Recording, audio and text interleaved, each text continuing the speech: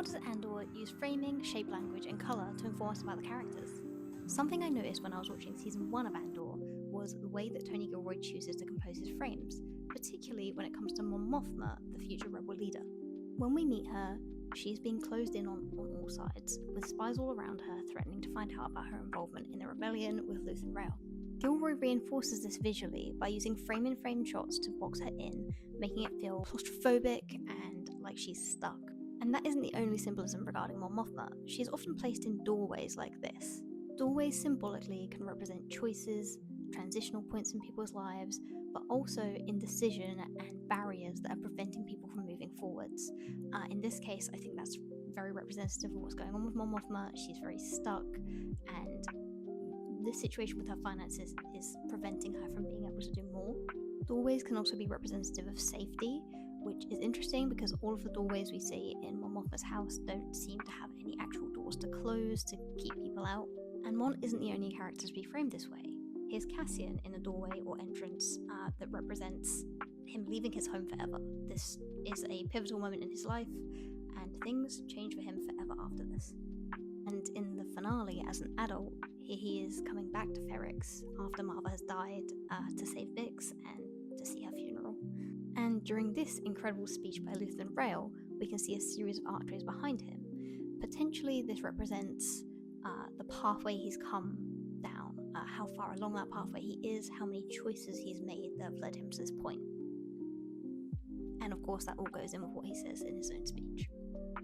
And I don't think we can talk about doorways without talking about this scene. Of course, this big open door out to the ocean represents freedom for most of the prisoners on Narkina 5.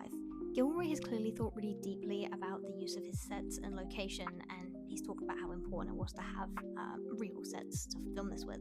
And you can see this through how he uses these pieces to shoot through sometimes. Personally, I feel like every single one of these frames is a piece of art, and I really enjoy getting into them and what they represent to us visually without anything else. We see Marva in total for less than 15 minutes in the entire series, but look at how this window behind her frames her and gives her this almost like halo effect. And even more here after she's decided she's staying on Ferrix to fight the Empire.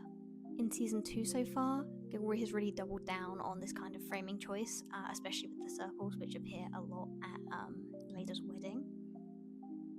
I feel like for her, this represents the difficulties of a marriage that she doesn't even really understand what she's getting into yet. And of course, the tensions between her and her mother, Mon Mothma. I also feel like I may have spotted a new motif for Krennic with these squares behind him. Squares typically represent masculinity, man-made things, unnatural strength, which is of course in total contrast to Mon Mothma's circular motif, which we have going on here, which has just appeared everywhere in these first 3 episodes.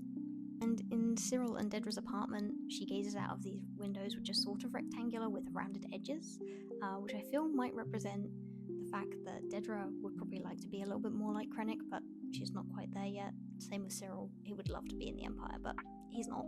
I also thought this framing choice was really interesting. We see Dedra at this mirror practicing her smile, checking her outfit out, and she has these 2 reflections, and as Cyril here tries on his stuff and checks himself out, and there are 4 reflections of him and only 2 of them are complete. So I'm wondering what that represents, whether that's that Cyril isn't quite sure about who he is, or that there are more versions of him than there are of Dedra. Could represent that Dedra kind of only has work version and home version, whereas Cyril has probably more faces. Did you notice any of these framing techniques during your watch-throughs? And did I miss anything that you noticed? I would love to hear, so leave it in the comments and let me know what you think.